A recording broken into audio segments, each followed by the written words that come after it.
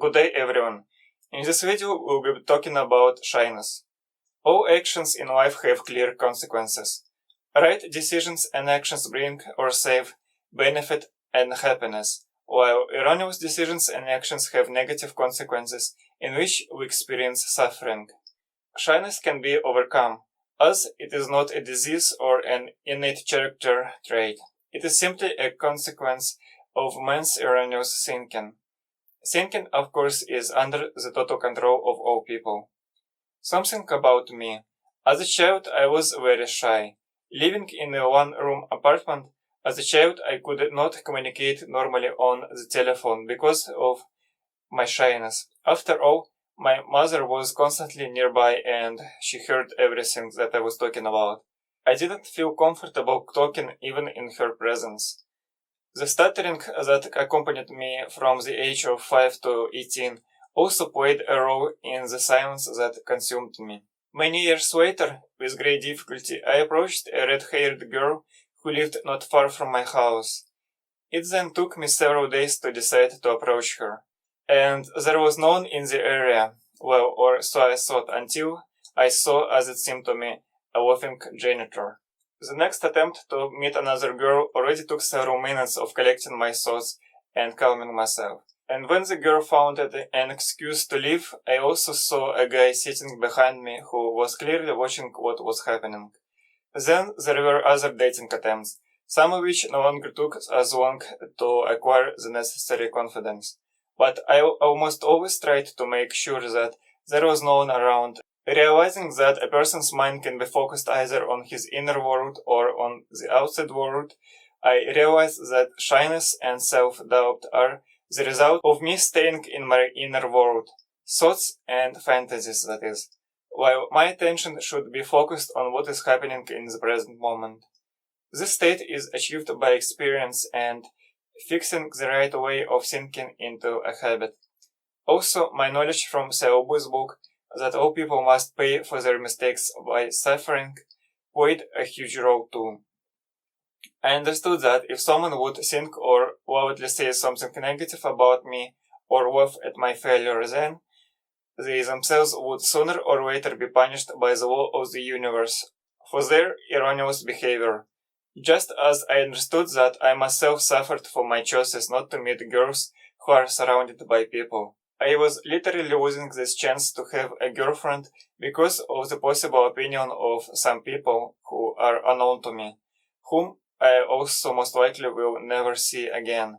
And if even I see them, as was the case with the first red-haired girl, the rumor of acquaintances with her whom, and also with her friend whom I approached a few months later, obviously reached the people who lived in my house. And you know what? By the time I already didn't care about what people thought about me. Because by the time I had already realized that we, for the most part, ourselves choose to be offended by someone.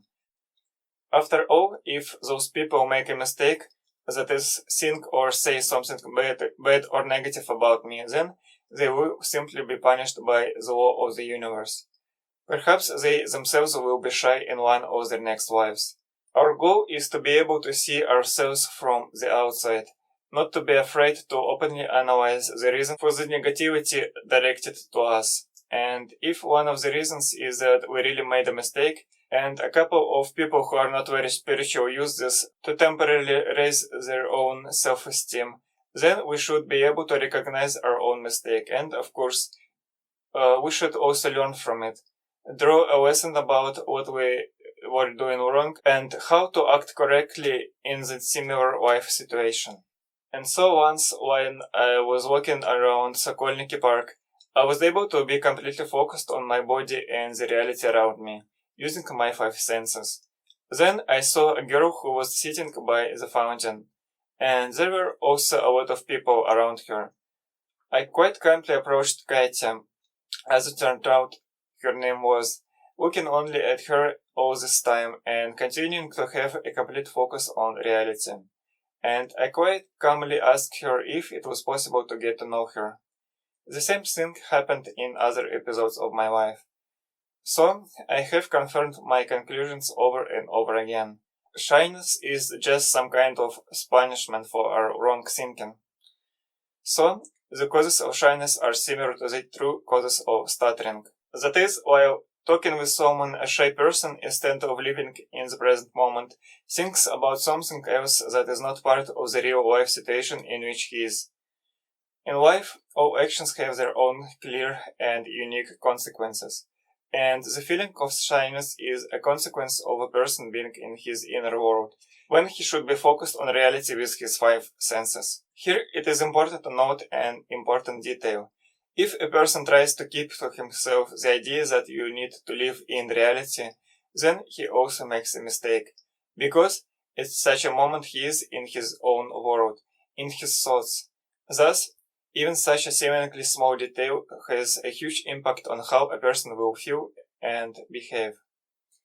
I have already partially described how to become self-confident from my own personal experience. A person can be concentrated either on the present or on his inner world. A person should live in the present when it comes to interaction with other people. If he thinks about something else, for example, what others might think of him, or he remembers negative experiences from the past, then these thoughts will have an impact on how a person will feel and how he will look in the eyes of other people. Thank you for watching, and may the confidence be with you.